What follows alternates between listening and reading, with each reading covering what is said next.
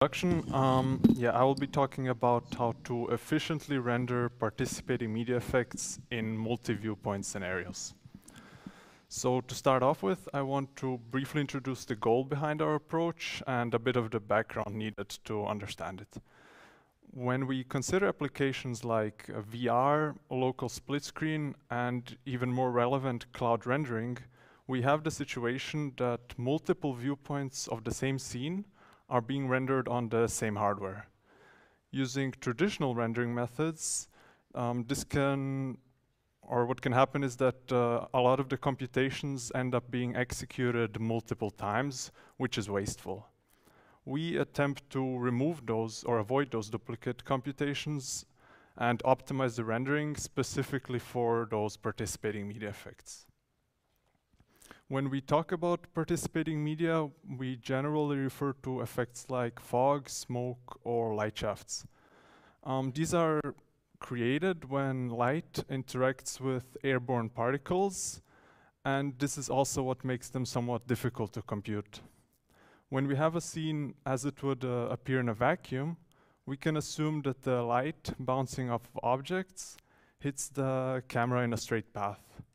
But when we introduce something like fog into the scene, what can happen is that the light now hits those new particles in the air and it scatters into multiple directions, creating complex paths.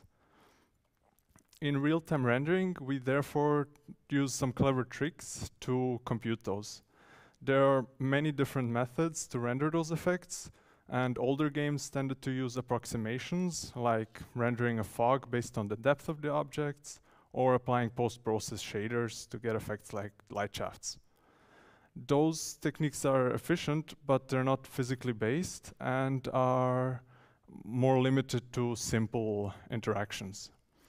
Therefore, more modern applications typically use a different method to render these effects. One widely used method, which is also often referred to as volumetric fog, uses a Frustum-aligned 3D volume that stores the incoming light and extinction in Froxels in front of the camera. So you can see in the picture here, the colored dots basically represent one of each Froxel, or the Froxel center. Those Froxels are updated every frame and are then accumulated using 2D ray marching through the depth slices, which creates a 3D texture that can then be used to sample the scatter light and transmittance in front of the camera. One thing I should mention here is that with these types of approaches, you would typically use shadow mapping to get the shadow term in the scattering computation. In our rendering pipeline, we do not use shadow mapping and instead use ray tracing to get the shadows. This is more costly, and so we try to keep the ray count to a minimum, hence why we need this approach. So how does our approach differ from the traditional setup? In our pipeline, we have 4 stages, 2 of which are adapted from an existing method, specifically Hilaire. First, we update our 2 data structures in 2 separate steps, and then use those to compute the scattering, and followed by the accumulation. To go into a bit more detail, at the heart of our approach lies the data structure which we call the shadow grid.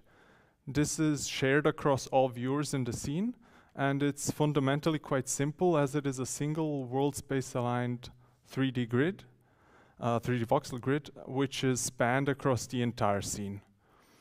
It stores the result of the shadow ray tracing operations inside of the voxels, and this is implemented as a bit mask where every bit corresponds to the binary occlusion value for one light source at that voxel location.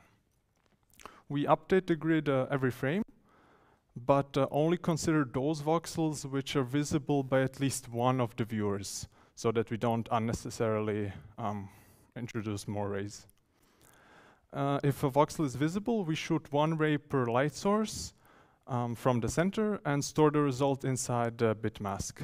Otherwise, we can just skip that voxel, since we know that it's not needed this frame. One optimization we made here was using an alternating update strategy to further reduce the costs. Every frame, we actually only consider half of the voxels based on the z-axis index and the frame count. So what we do is we check if the frame count is odd, we only update the voxels with an odd z-axis index, and then the same for odd frame counts as well. This is similar to an interlaced update, except of course in 3D. And with this, we can save half the cost without noticeable degradation in quality. In addition to the shadow grid, we also use one shadow frustum per viewer. This works similarly to the shadow grid in that it also stores those ray traced shadows, but it's spanned over the camera frustum, and these are not shared. You can imagine them similar to the picture I've shown before, except it only spans the first third, roughly third of the frustum, and has half the resolution and X and Y. The reason we use them, or we need them actually, is that we have to retain the high density of sample points close to the camera so that we can accurately recreate those effects. And after we've updated both our data structures, we can then compute the scattering for every viewer. This is done very similarly to traditional methods, with the difference being that instead of using shadow mapping, we sample from our data structures instead. And we do this by, or for the voxels, for Froxels actually, closest to the camera, we use the shadow frustums, and for those which are further away from the camera, we sample from the shadow grid. Here's a simplified top-down visualization to show you how those two data structures interact and which are used for sampling. Also how the voxels end up being chosen for an update. Optionally, we can do a trilinear interpolation here to get even smoother results. We do this by sampling the 8 closest voxels, computing the scattering at their center positions, and then weighing them according to the distance towards the original sample point.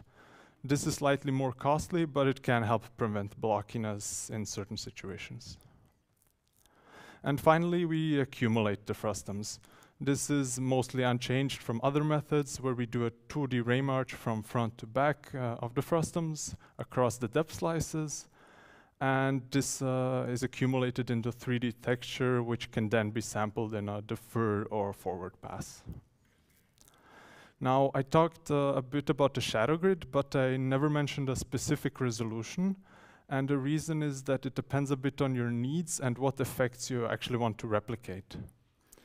We don't actually choose the resolution directly, but compute it from the voxel size as well as the scene size. By voxel size, we mean the edge lengths of the voxel in every world space direction. And we do this because it makes comparing scenes of different sizes much easier in terms of quality. Because of course a fixed sized grid or fixed resolution grid will look very different if in a large scene versus in a small scene. Here's a somewhat difficult variant of the Sponza scene with some gears floating in the sky, and they're rendered with 2 different voxel sizes.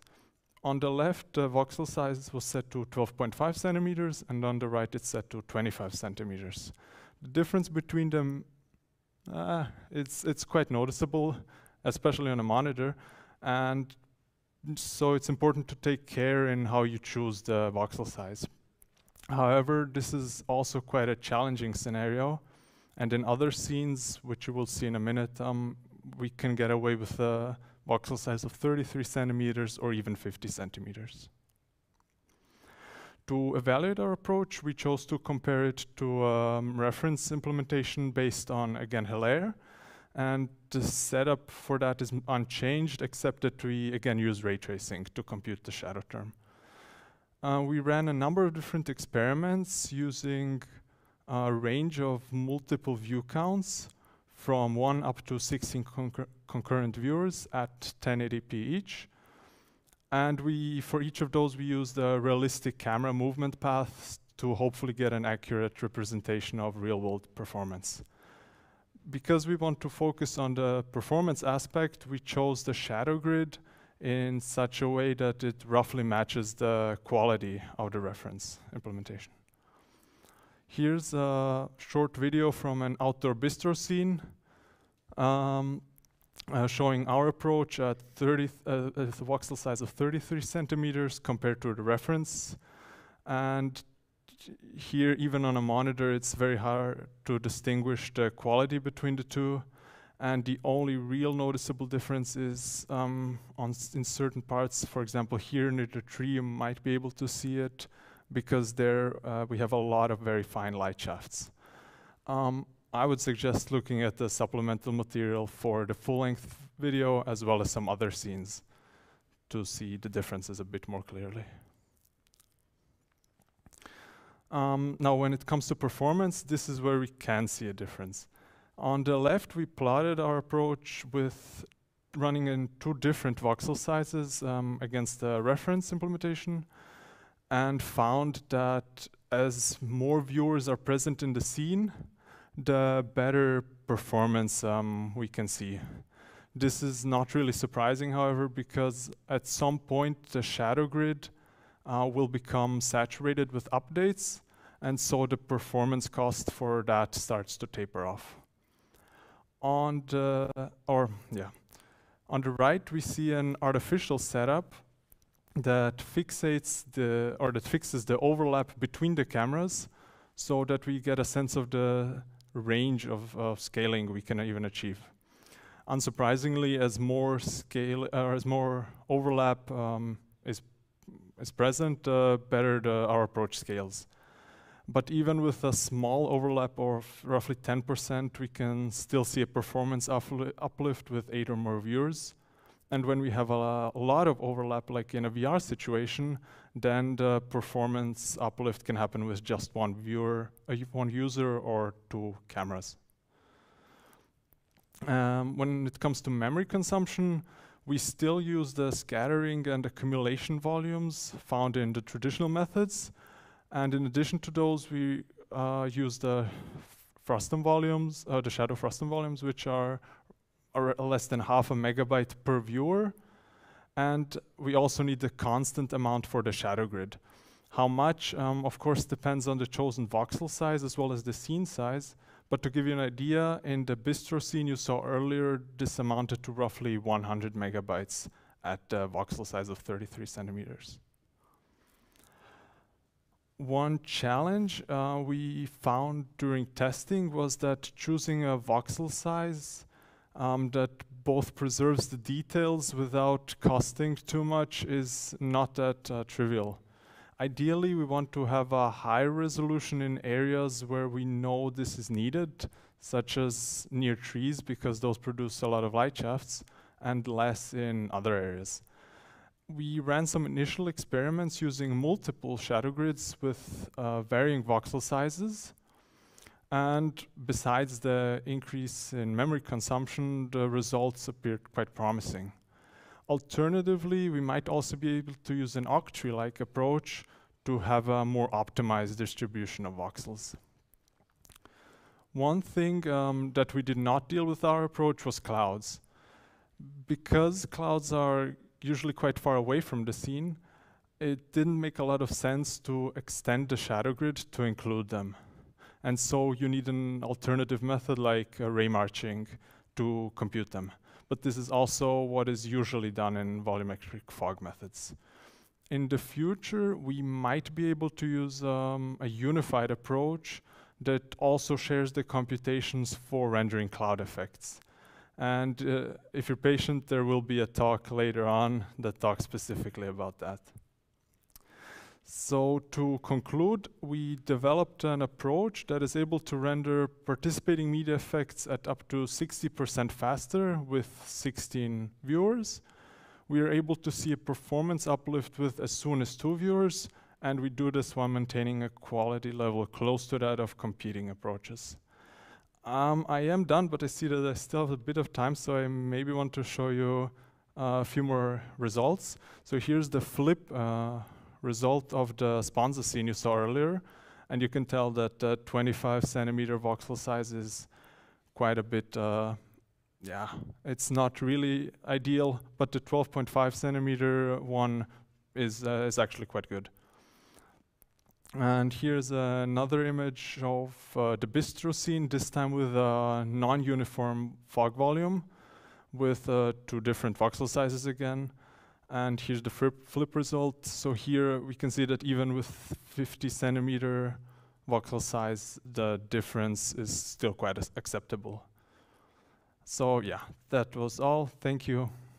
Oh, sorry.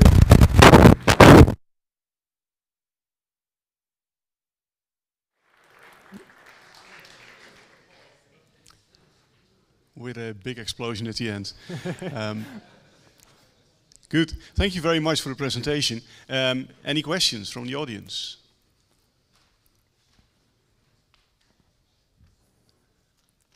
Yeah? Long flight? Sorry, in case the view are close, like in the VR approach, have you tried with a clip map? So like a concentric grid with the like bigger size as far as you go from the view? We did not try that, but that is an interesting idea, yes. So maybe in the future. Okay, thank you. Thanks for the presentation. Thanks. Hello? Does this work? Okay. Yes. Nice presentation. Have you maybe thought about to do a little bit of work on the client, so to say, for example, right at the edges of your, let's say, coarse voxel grid? You could maybe take a couple of samples when you know that you're at the edge, and then do on the client, like to smooth out the shadow. Can you repeat it? I didn't quite understand. Okay, at the very edge of your, like when you're on the client and rendering, and you notice that you're at the edge of a shadow, like then you could maybe choose some rays as the client to like smooth it out and have a high res simulate a higher res grid.